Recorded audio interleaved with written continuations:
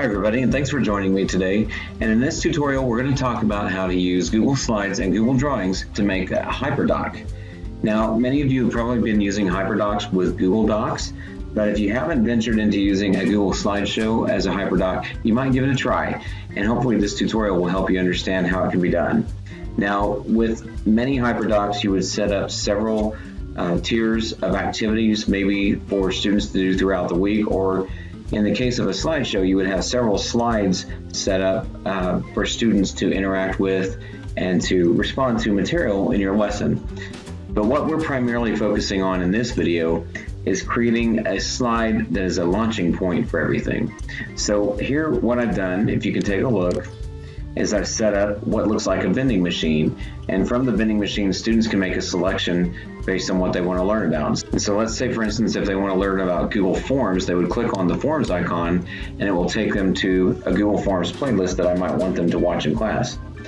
But with Hyperdocs, like I said, you're probably going to have several different links. It might be a video or a playlist like I've just shown you, or it might be a link to a website, or maybe it's to a Padlet activity where they can respond to the lesson at hand. But how would you set something like this up? So first of all, what I've done is I started by setting up a Google drawing of a vending machine, and I did this by creating different shapes. As you can see here, you can get different shapes, rounded corners or square corners, and I've drawn out a vending machine with the little rings that push the items in each vending slot forward. And I did this because whenever you're, for instance, a lot of people will use Google Drawings as a drag and drop activity, but the problem is when you do that, kids can accidentally pick up some of the pieces that you would probably want to stay stationary and move them inadvertently. And so we don't want that to happen. So once I've got all this set up the way I want it, I'm going to go to the File menu and click Download As and Ping. And then that file will be downloaded to my computer and I can add it to my slideshow.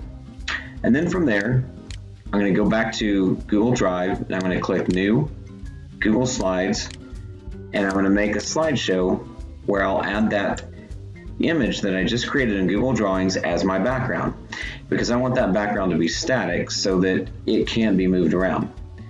Now I'm going to change my layout so that it is a blank slide, and then from here I'm going to right click, and this is the most important part. When you click change background, you have an option to change the color of the background, like many people will. You can use a solid color or a gradient. But what a lot of people overlook is the fact that you can actually put an image in as a background. So I'll click choose, and from here I'm going to upload from my computer the vending machine that I just created. It's uploaded and I see it the way I want it, so I'm going to click done. And from here it is a little stretched out, so I'm going to go over to the File menu and I'm going to click on Page Setup. I'm going to change this from widescreen to standard, and of course there, that's the way I want it to look. It looks exactly the way it should be proportionally.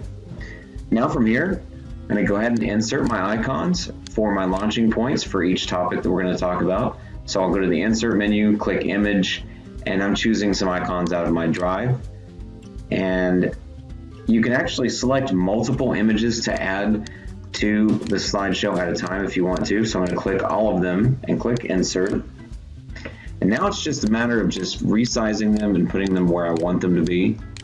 And so I'll put them here, and one of the neat things that I can do in this case is I can kind of rotate them so that they look like they're sitting in the vending slots. And then after I've got them the way I want them, then what I'm going to do is add a hyperlink to them. So any word or any image on the page can have a website linked to it. So I'm going to go back over here, and this is my playlist on Google Forms. Now, if you've ever used YouTube, you've noticed that there are places that you can actually add videos to playlists. And what you'll want to do with YouTube, if you haven't already been doing it, is create playlists for your students so that you can have all the information that you want them to view in one single URL. And so that's where I am now in this Google Forms playlist. I'm going to click share, and I'm going to grab this URL. I'll go back to our slideshow, click on my Forms icon, and I'm going to click the insert link tool and then right click, paste our URL in and click apply. And then we're done. So now I can test it out. I'm going to click present.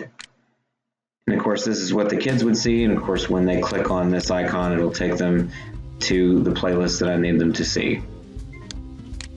So like I said, these links can be anything that you want them to be. They can be links to a Google Doc that they fill in, or a Padlet where they leave a note or a sticky based on a question that you may have. So if you haven't used slides before as a Hyperdoc, I encourage you to give it a try. And then the next step after that, give Google Sites a try as a Hyperdoc. Hopefully this video was helpful to you, and we'll see you next time.